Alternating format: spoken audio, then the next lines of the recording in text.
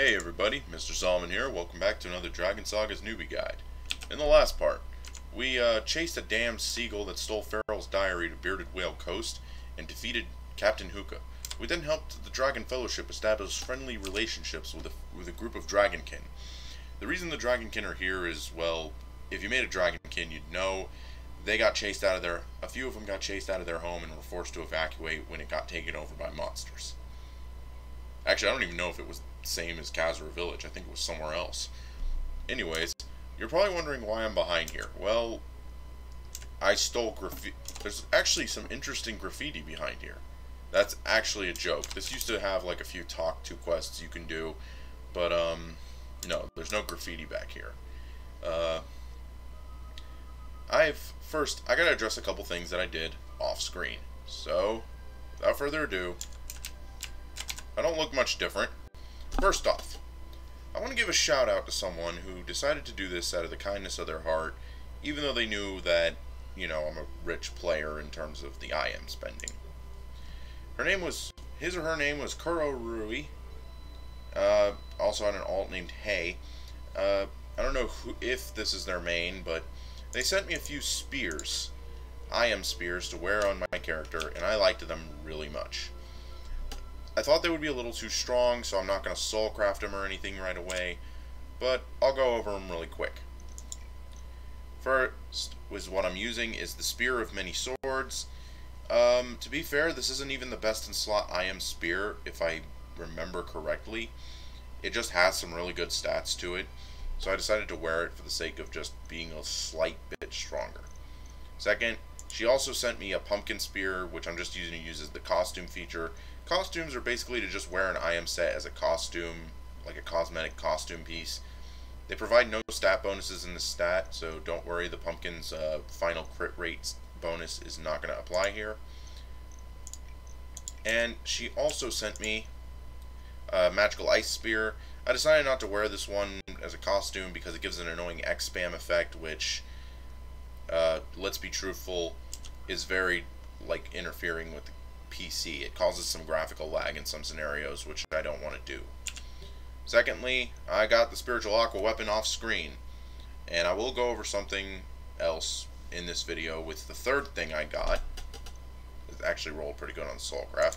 The third thing I got, the President Husky set, which provides a huge amount of attack, movement speed, and final critical success, as well as a little bit of critical damage. So, 219 critical damage isn't great, but it's good. But the real kicker is having nearly 200 movement speed and a good amount of attack speed. Now then, before we get started on this part and go over what we're going to do, there's a couple things I want to address. Firstly, I think he's over here. Is he over here? I think it's him. Is it this guy? No, it's not this guy. A man loves a woman. I think he's a character that has a crush on the pet shop owner or something. Then it was changed to be like an important NPC in the Cookie Factory quest. Ah, here he is. It's this guy. Here it is. Getting the character card. We have to meet with someone named Vincent. He's the butler who gave us the Aqua Temple quest. And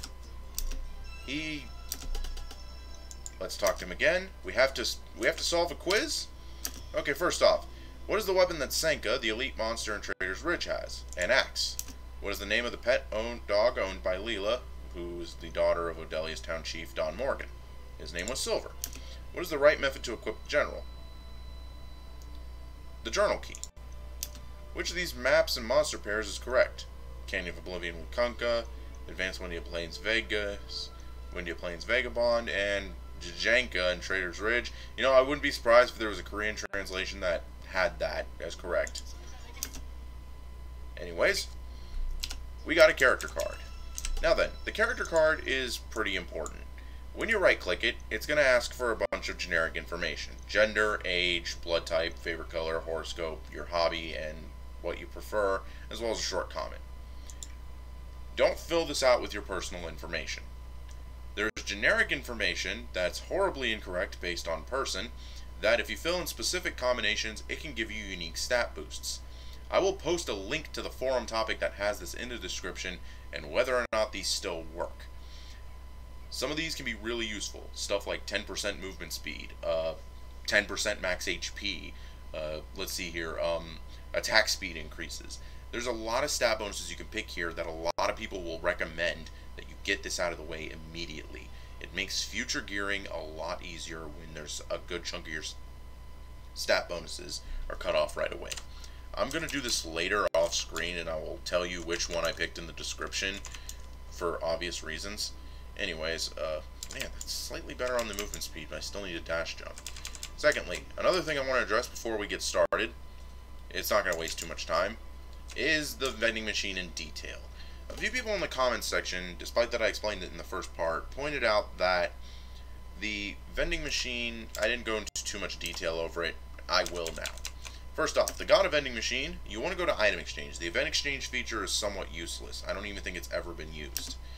Anyways, let's go over a few of the items. First off, God of Coins. There was like a glitched God of Coin that this is useful for. Mountain Pet Food, 10 days. If you went out of your way to get a pet or a mount, this revives them. This is for the My Home, a feature that it's really difficult to go into without spending IM or being in specific events. The guy right here, actually, the real estate agent Jesse, is who you talk to buy one. And you can put furniture in there that applies buffs and decorate the floors and all that. The Armor Enchant Dust box, it gives you 999 Armor Enchant Dust. Weapon Enchant Dust boss does the same, which means if you farm up enough of these, you can actually get a good amount of money. Yeah, it's surprising. This right here is the Balloon Event Gacha box. It'll contain a random balloon IM item, like the Husky balloon I have, which is pretty good. New Origin Accessory, there's a set called the New Origin set. That are item mall accessories.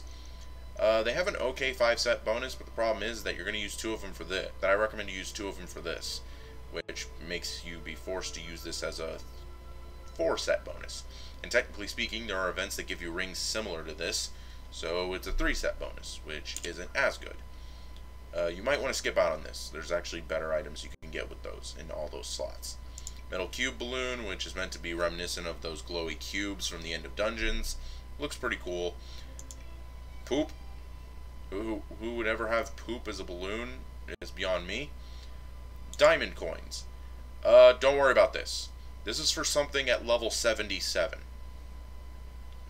It's used to get this, which is basically the event tradable version of something that's like an extremely rare drop from the final endgame boss. Double up XP potion for 10 minutes, you get double XP. Friends Forever for 10 minutes, you get double friend points. A 40% XP potion that lasts 20 minutes. A soul box. This contains 999 souls. Very useful for gold farming. 999 is the full stack. You're going to need a lot of souls when you gear up in the future if you plan on gearing up a lot, which is pretty useful. A woody chair, which is, well, to put this in detail, you just sit in this. This is really just something you use when you want to AFK and look cute doing it. This is for the Ragnarok dungeon. It's actually the key item for the level 40 dungeon. The golden key, which opens boxes from that dungeon or from a box you can exchange by grinding stuff in that dungeon.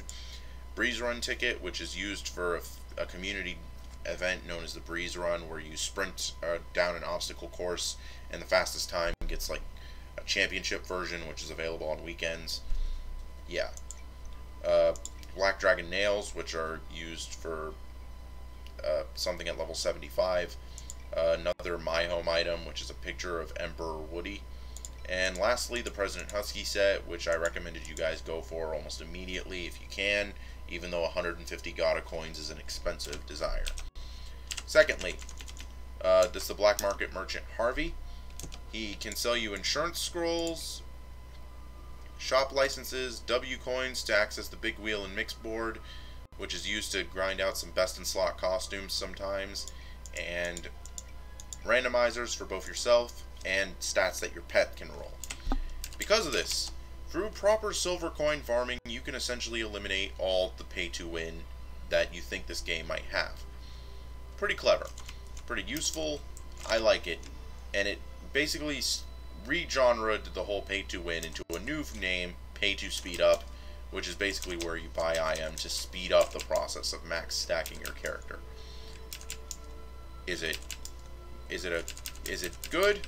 Well, it's debatable. Is it bad? Again, debatable. Is it better than what it used to be? Definitely so. Anyways, first off, when you get to around level 28 and after you've gotten the Aqua Weapon, they'll ask you to kill Endyron by entering the Water Temple. We're going to do this first with our brand new Power Spike that we got from farming a hard as hell metal, as well as farming a weapon.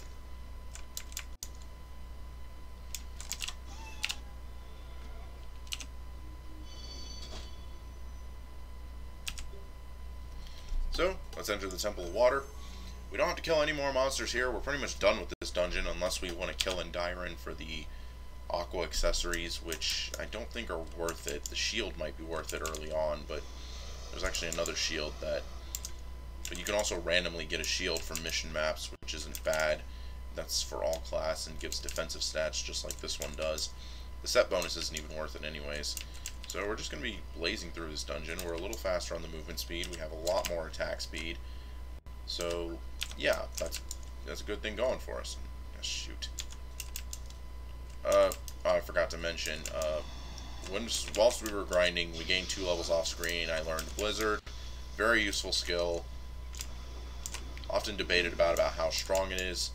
And you can basically see where. And as for how I got the Happy Hippo medal, it was like I said in the previous video, there was a specific room I looked at, and it turned out to have nothing but like 10, 15 hippos, and they spawned pretty frequently. I just killed them over and over again while farming the Aqua Weapon. Once I got the Golem Moss from this part right here, whoops, I'll go back. You need the Golem Moss, which can be obtained from these guys. Pretty much all these golems drop it, so pretty easy spot to grind it, good spawn rate. You can also go into this next room and kill a few extras.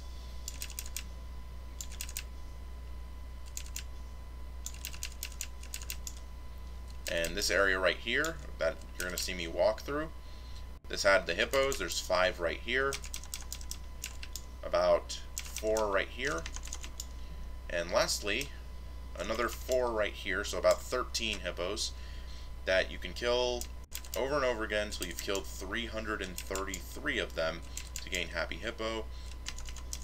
I'm just going to go over this right now for what the medal is. It's located in the Worlds tab all the way in the bottom. But there is another set of medals that I can get. The Star Chaser, which is to kill Starries, Bat Guys, which is to kill the Scrappies, and then the Woodies to get the Rookie Monster Slayer, which would be a better choice than this one. If you want to take some time to grind up the Rookie Monster Slayer, I would definitely say yes. It's the same stats as Legend of Combo, it just takes time to do rather than Legend of Combo's player experience. This is easier for beginners because it's just grinding. Happy Hippo itself is not bad by itself though. Just a 3% movement attack speed difference, which sometimes may not matter in terms of getting the cap. Also, the medal has a funnier name, Happy Hippo.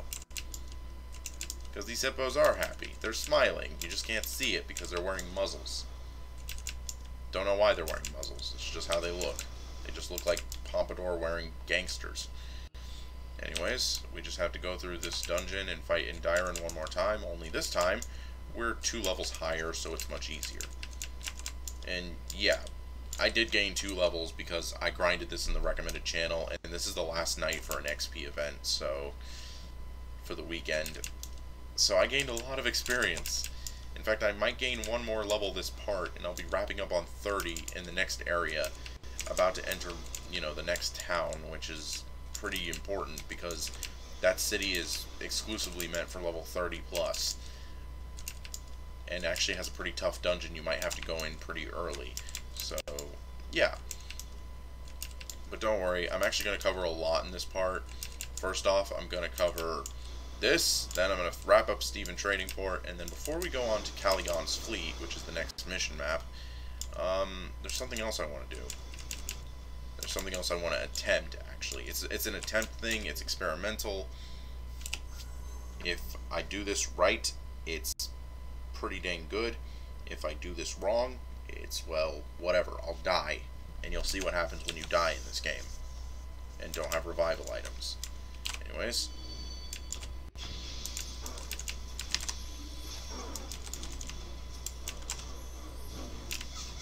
We're a lot stronger this time for Endyron. A lot more attack speed, so I can mix up a lot of X spam with my damage.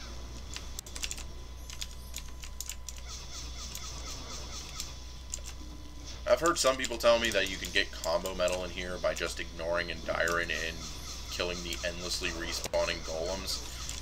I find it a little more difficult because even with a level 1 weapon, Endyron will stray too much into your attacks, and he doesn't have that much HP compared to most bosses. Only about 100,000.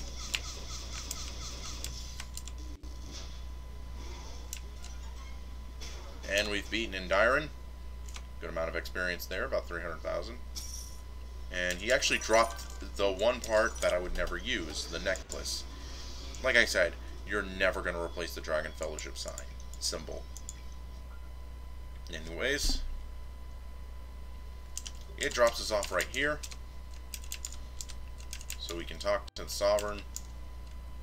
There is another quest where they ask you to talk to the Water Temple Spirit as a symbol of apology. I don't think it's available. Let me see here. No, it's not available. There's supposed to be a quest where you talk to the Water Spirit in front of the Temple of Water entrance and save him. And, like, he gives his thanks and you get an apology from the Sovereign to him, which is pretty nice. Anyways, back to Steven Trading Port, because we have to deal with a bit of an elephant in the room. We forgot to deal with Hookah's crazy girlfriend and recover Farrell's diary. First off, this kid's going to ask you for some jellies, and then we have to do this. This is the scenario mode for Steven Trading Port. Yeah, pretty quick. Let's go fight some jellyfish. We're going to do this here because I don't think we can fight jellyfish in Steven Trading Port's map.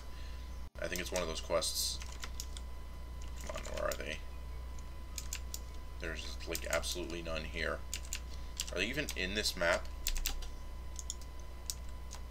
Decker Shark Piers. Why didn't they say so? It's my fault for not reading. I thought I could do them here, but you have to do them in another map. It's okay, I'll just use the shortcut mission when I finish.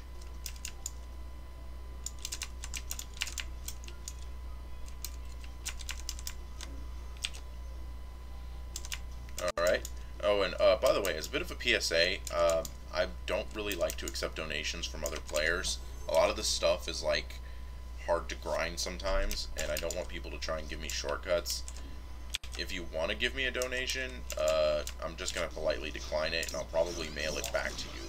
This person only gave it to me because they were clearing out their vaults, and they discovered it was there, and they had zero use for it. Probably because they don't play Sorcerer anymore. For good reason. Anyways, Decker Shark Piers is one of those static field maps that is, like, meant to be for, like, grinding out quests and such. If you're doing your dailies, you might find yourself coming to this map a lot, as well as another map nearby, which is when we get into Caligon Fleet. Why am I... Oh, that's fast. Okay. Yeah, all the attack speed I got was a worthy investment. Look how fast I attack. It's not even the fastest you can attack. Like, seriously, if you've ever seen a sorcerer with 300% attack speed, it's scary. Especially when they have good PCs.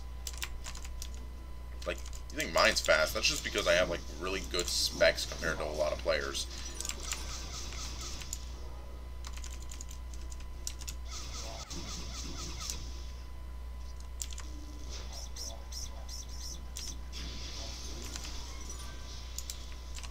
Alright.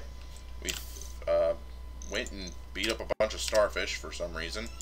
Can we accept this next quest? We gotta kill Elvita and F1. We're gonna try and do both of these at, like, the same time and keep it static and simple. It's also good because because, like I said, it's wrapping up on an XP event for the weekend, and I want to kind of maximize my gains on this character before, you know, because people are telling me that I shouldn't really be doing these when I'm not in an XP event because of just how often I have to, like, stop to level up. And that's something that was admittedly a problem in the previous guide. Like, oh, I would do a series of quests, I'm one level short from the finale, which is like the most important quest you have to do. And like, people were like, oh no, oh no. Not in a mocking way, just sort of.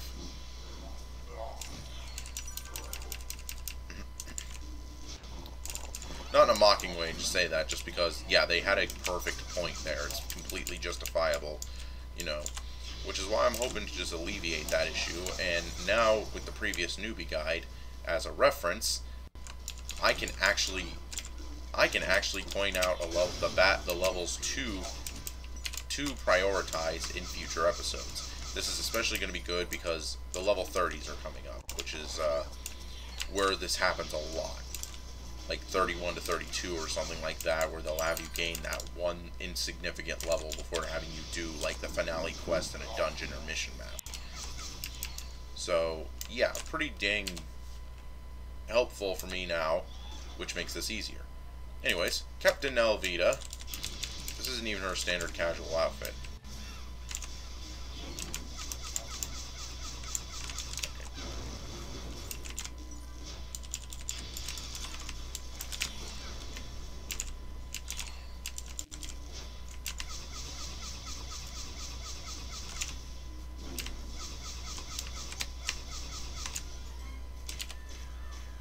Yeah, that X-Spam is just overpowered.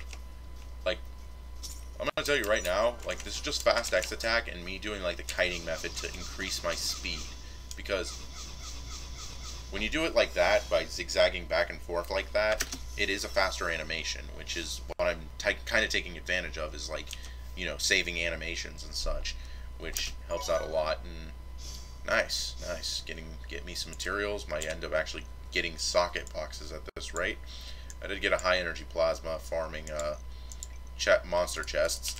Yeah, those monster chests at kill counters, very useful. They have a chance. There's a chest they drop that one of the chests they give at like 450 and at like 850 gives high energy plasma guaranteed. And sometimes they give you socket boxes, which can give you high energy plasma, socket keys, and different materials. It's meant to be an alternative to mission maps. It actually works wonders when you're doing daily quests, because daily quests have you in field maps a lot. So, pretty good idea for you wanting to farm like plasma and materials with daily quests. Pretty good. He's going to ask us to talk to Mukaba. Let's do that real quick, because it might ask us to do like another Steven trading port. Port of Winds West to get to Mukaba. About 22 minutes of recording. Okay, not bad. Anyways, let's go quickly. I'm almost level 29, which is perfect because the ports area wraps up around 28, 29, so to go into the next area, which is the sanctuary area, which is really good. Anyways, that's the last of it. So, is there like a... Did I get a card for this quest? No, I did not. I do not have teleport cards. Woohoo. Anyways. Let's move.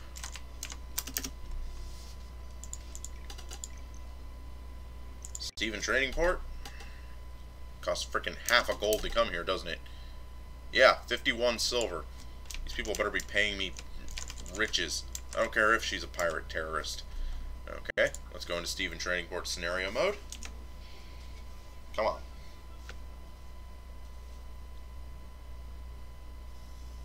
Everyone's coming up for Dr. Farrell's diary like the witch said, but I got my bombs everywhere. Yeah, whoever designed your artwork probably got bombed by the internet. Anyways, uh-oh. Yep, Elvita's a terrorist. Just get rid of that immediately. You don't have to kill every monster, but I just recommend it. It's a good experience. You have 15 minutes to go through 2 maps and destroy all the bombs and then defeat Elvita at the end of it. Unless you are doing this with a level 1 weapon, I don't see much reason why you can't do this. Then again, as a noob, I probably died on this quest and I don't remember it. It's called Repressed Memories.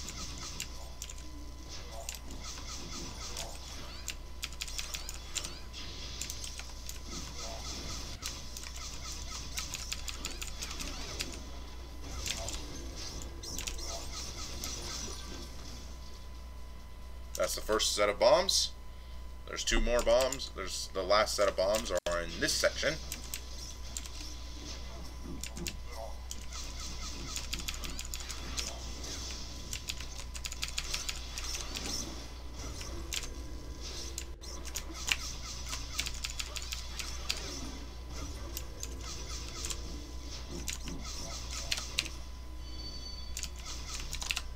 Pop my mana shield and focus. Neat thing about Fire Symbol, it can go down ledges like this, so if you see like a group of mobs below a cliff, you can throw that down there. It's a cheesy strat people do in PvP because there's a map, because the entrances to certain maps have cliffs that you jump off of to enter the battlefield. Anyways, that's 8 down, 2 to go. Let's just blaze through this as quickly as we can, since we're now This feels like I'm overpowered again, but not like before when like it was a level 50 weapon, but like this is now like with the attack and movement speed I have now, I can kind of maximize my efficiency in this map. This will change completely because I am actually going to be doing something that's rather or rather difficult after I defeat Elvita to end this part off real quickly.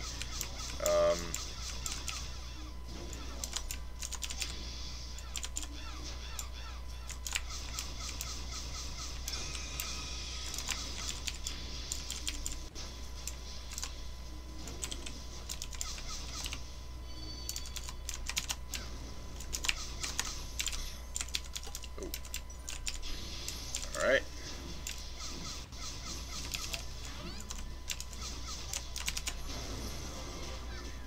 And leveling up to 29, we got her defeated. And we saved the Stephen trading port from being bombed by a terrorist. Yeah, and all we have to worry about is the giant octopus that's ripping ships in half.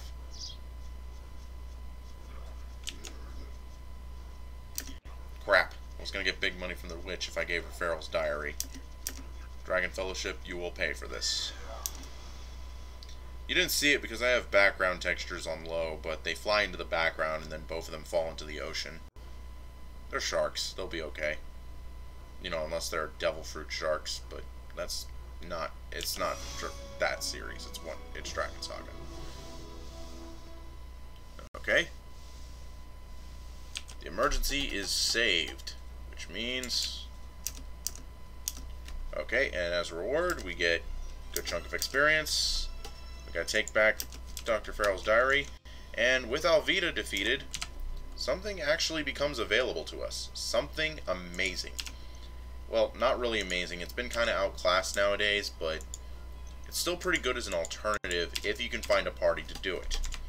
That is Defense Mode, F6. You might have noticed when we defeated Elvita that you got something called a Defense Order. What these do is that they're used for accessing the defense modes of these mission maps. Elvita is one such mission map.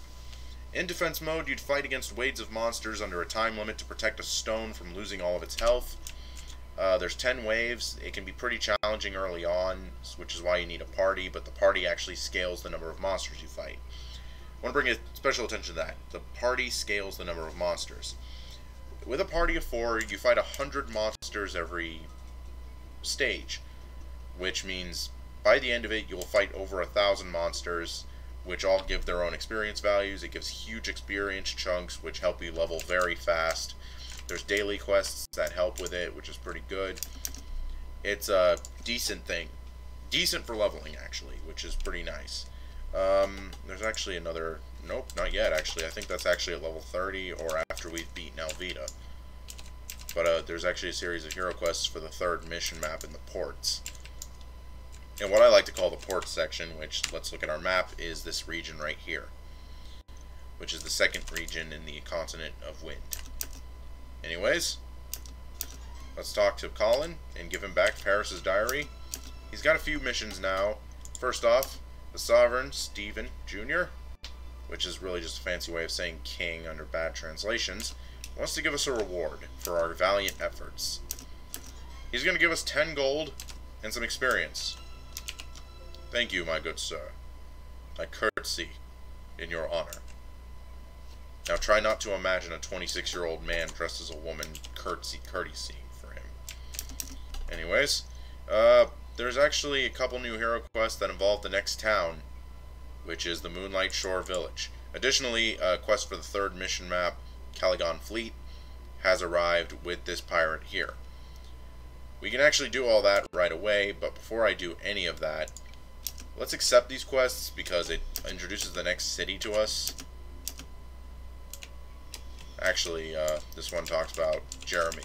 Oh, actually, we can do this one real quick because it starts at Port of Winds and ends in Moonlight Shore. We can learn about our little new foe, Paris, the bad girl. Anyways, yes, I've heard about you a lot of times. Welcome.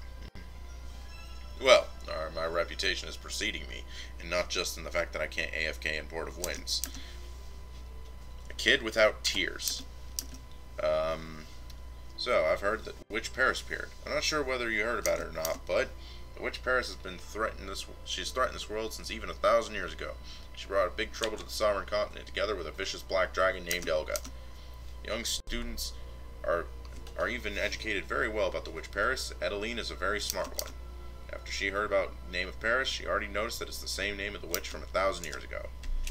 So, he's explaining the backstory that Paris was like a witch that actually was a good person once and turned evil. The backstory is rather complicated and poorly translated. Supposedly the backstory was that she was actually once one of the 5 heroes, but... oh yes, Sage was that instead of saving the world, she fell into dark temptations. I don't really know much about the Witch Paris, but to put the world in danger 1,000 years ago. However, about a book about talking about 4 heroes who had a fight with the Black Dragon Lord. You ever heard about the story of the Black Dragon Lord Elga who messed up this continent 1,000 years ago? The Witch Paris was an ally of the vicious dragon Elga. You know, reading this quest after, dunking Elga on an overlord several times is actually kind of funny. He threatened the land thousands of years ago. Now he loses to a single idiot with a sword. Anyways, we gotta talk with Colin in Port of Winds to basically let him know that this Paris could be the exact same Paris. They were both witches. They're both, powerful. Maybe it's nice. Okay, come close. I have things that tell you that are secret, which did not come up. There is, however,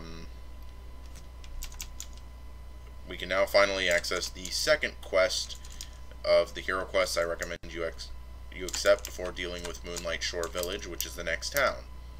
Not this one. He's going to ask you to talk to Jess in Moonlight Shore Village. This quest is going to start giving you gear that's higher level than the Fellowship set, but those set bonuses make it hard to compete. Also, if you have souls, you can use that 10 gold to enchant Soulcraft your Fellowship set to give a little extra stats.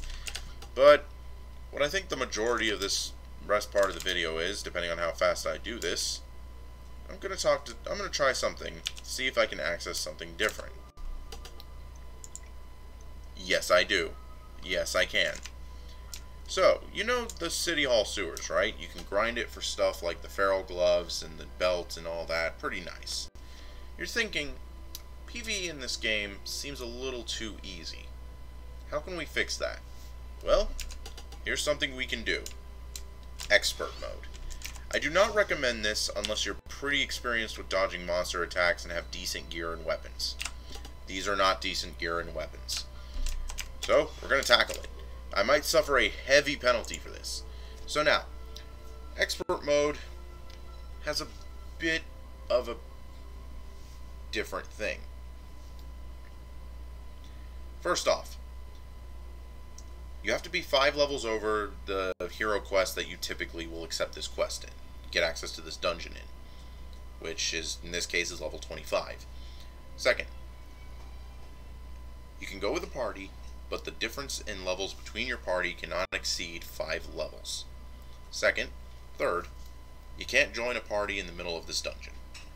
Fourth, you can't change your equipment in this dungeon, meaning if your items lose all their durability in there, you're crap out of luck and you might as well leave. Next, critical damage above 100% is halved.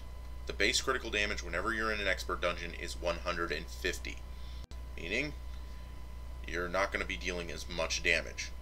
Element damage is not applied. The monsters won't respawn, however, and you have to kill every monster to progress to the boss room. Also, safety foams are disabled. There are some pros, however. You don't lose durability as fast, so they took that into account. You get 8 rewards as opposed to 4, and the dungeon have unique rewards, a feature that had to be addressed for some bug issues, and lastly, the monsters give a ton of experience. Let's do it! I don't see why not. I could take this dungeon. I'm a bit of an experienced PvEer myself. So now, Feral Expert Mode, I would recommend you wear the gas mask, even at level 85, because the damage over time can be kind of annoying, though at level 85 its damage is rather irrelevant. Notice immediately, the monsters are much stronger. This is because Expert Modes are tailored to both your dungeon and gear. They actually specially tune the difficulty depending on what you have. But, so you're thinking, this is where the challenge comes in. But, as a bit of a aid, the monsters are a bit tougher, so they give more experience. Early on, this isn't noticeable, but when you get to like 40, 50 plus, this actually becomes invaluable. It becomes an alternate leveling method to hitting 60, which is really nice, and even becomes an alternate leveling method to leveling past 60 if you're experienced in this department.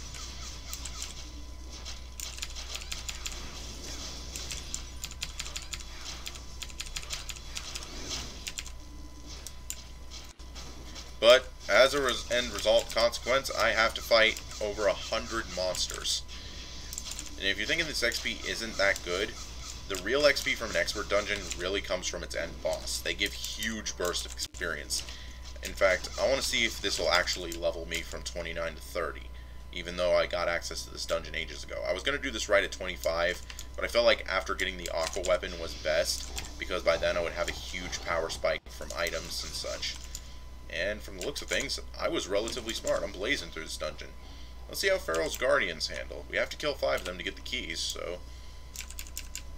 And we actually have to kill all the monsters surrounding them. First off, immediately, one thing you'll notice is that they have a lot more HP, which is pretty dang good. This dungeon actually can be potentially challenging.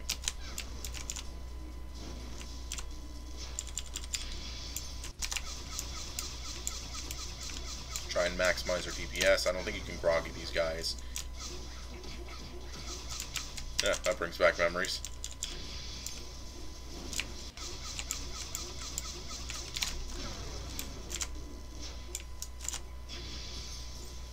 There we go. We've beaten him. Did it give us the key? I guess this one doesn't need keys, but you still have to kill all the monsters.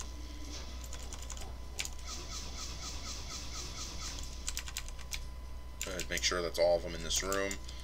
I'm pretty sure Feral Expert is going to be pretty hard by himself, so yeah, there's that going for us, which is not nice. Jump dash across that, jump dash across that, kill these mummies. If you got sick of skeletons, don't worry, you're about to get really sick of them at level 30, so let's get used to them now. Also, it would probably have been best for me to go at this with a party, but some people say running this solo is better. I don't know if this is true or not, because one mode is better for leveling with a party, one mode is better for leveling with solo, and I'm talking about the level 85 modes. Also, if it wasn't for this mana shield, I probably would take a lot of damage here. Yeah, they hit pretty hard.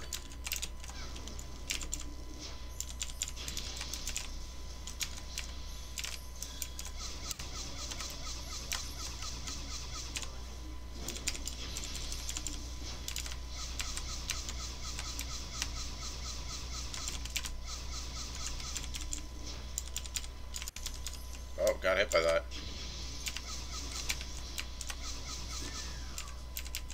Okay, so they don't drop the keys, you just need to kill all the monsters to progress. Actually, before I go, that was the leaf wood key. Let me see if there's any more monsters. I'm going to double check these rooms. Aha! If I didn't kill these 2, I would have had to backtrack the entire dungeon. And that's actually kind of annoying going through Feral's castle in reverse.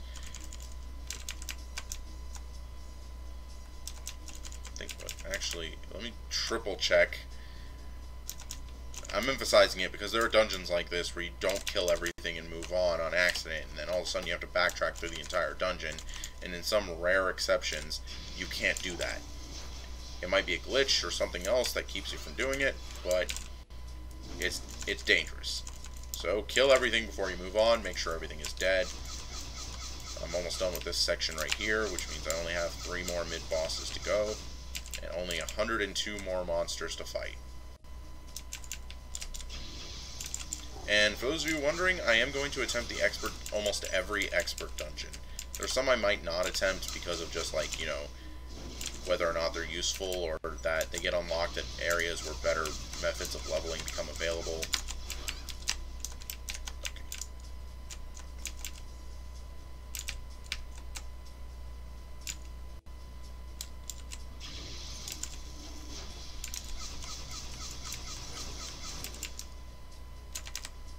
Before we kill these mummies, we're going to go in here and fight Chief Kunaku, or whatever his name is pronounced.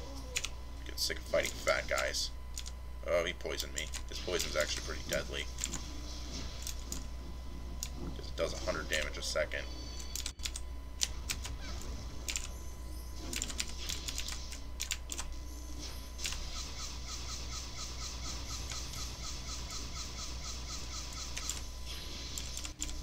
Also, because the element damage is not applied, it's actually pretty hard to do this fight, this dungeon.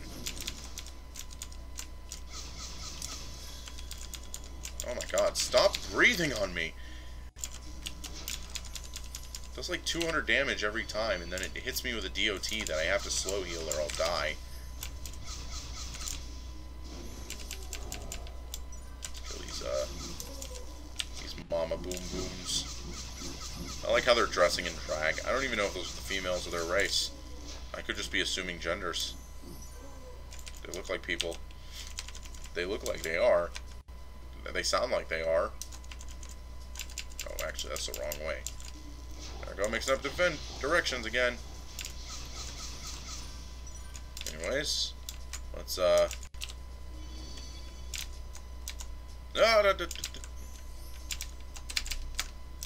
Ha! I thought they could. There we go. And we'll get through the 3rd floor with 75 monsters to go. Yeah, you thought this was going to be easy. No, it's just more so time consuming. Expert modes are typically time consuming, especially if they're the ones where you can usually skip monsters, like the Great. But since a lot of the dungeons that did get expert mode usually required all monsters dead anyways, this wasn't so bad.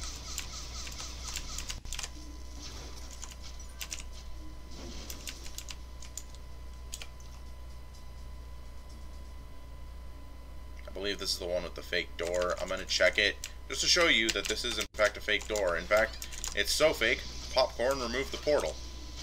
Yeah, I guess there was supposed to be a 6th key, but like the developers never put it in. And this isn't Gravity that forgot to do this. This was the original developers of Bar and Son. Okay, you know what would be really cool? If Popcorn put in expert mode, that ladder was removed and you had to do this. It's actually twice as fast as the ladder. Okay, before you forget anything, in expert mode, this actually is in normal mode too, but there are 2 monsters located behind this.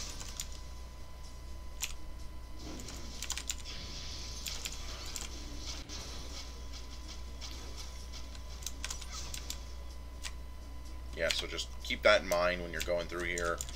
We gotta kill these Sharpos. What are Sharpos doing in Pharaoh's lab? I know they're supposed to be mutants, but we're gonna ignore you first and just go for these guys.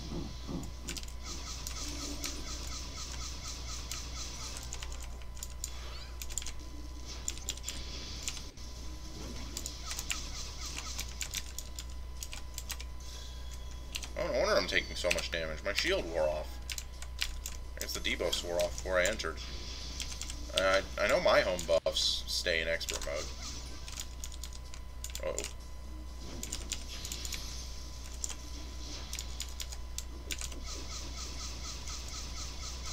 You could really see where the like harsh critical damage penalty goes into play early on. Like when you're at like 400, 500% critical damage, it's irrelevant. But when you're at like 200%, it actually does hit pretty badly.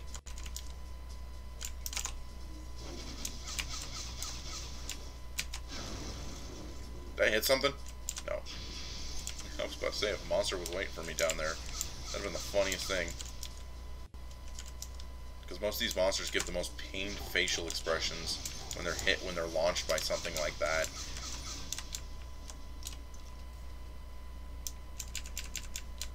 Case in point, these skeletons.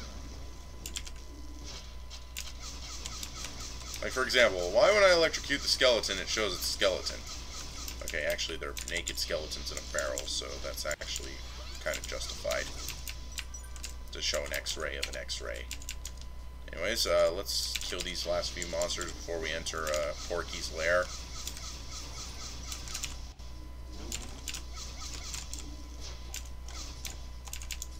There's 20 monsters left, and the majority of them are in that 5th door. I just wanted to get these guys out of the way, so I don't have to dance a la Mente and dodge these like Ocean's 11 or whatever that movie was called.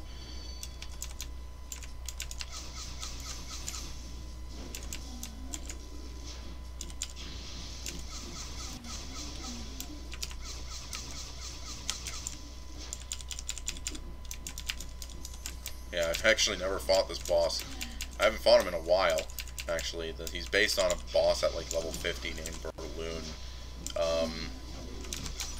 He can summon little monkeys, and he can charge you, and I think that's it.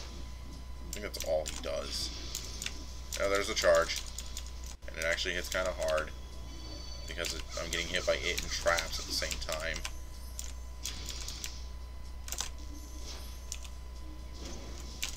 And he just punched me in the face. Let's just lure him away from the stupid hazards.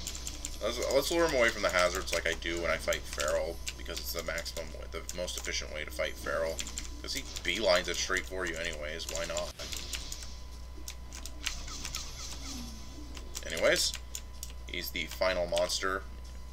Well, he's the final mid-boss, and I keep getting hit by lightning. This XP better be worth it. So far, it's not so much. The monsters hardly give anything. But I'm sure Feral will, because we've just killed everything. Apply all your buffs, reapply all your buffs, because expert mode bosses usually have no quarrel. Or quarter, however you say it. Anyways, we've already seen Sir Feral, but this is Super Feral. 460,000 health at level 29, that's pretty dang, with a +0 weapon. It's pretty dang harsh. That's old Feral stats. So we're just gonna whittle him down slowly, I guess. Just kite him and...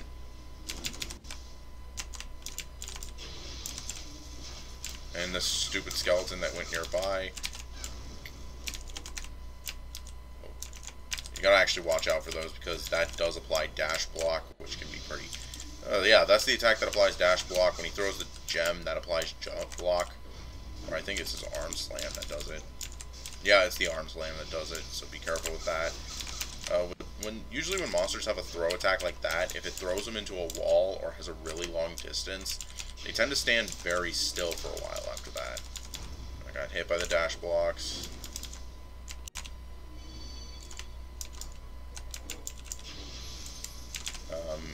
The neat thing is, he's a dark opponent, so he's weak to nature. The problem is, element attack doesn't apply in expert mode, so farming Feral normally, that would be very efficient.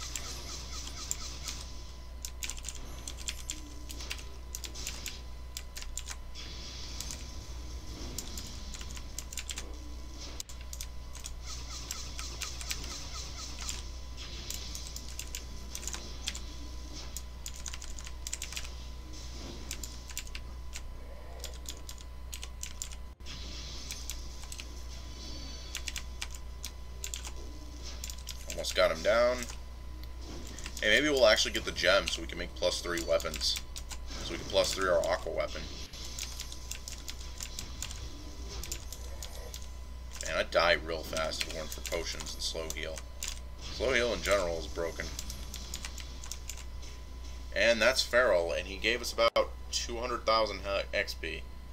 Okay, so, truth be told, expert mode's not good early on. It's just good for farming valuable drops. But even in this, the drops that they give aren't going to be worth too much market value.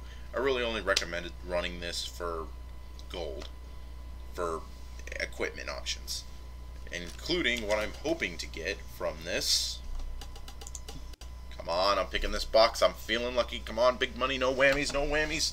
It's on the one symbol. No, it's not anymore, but come on.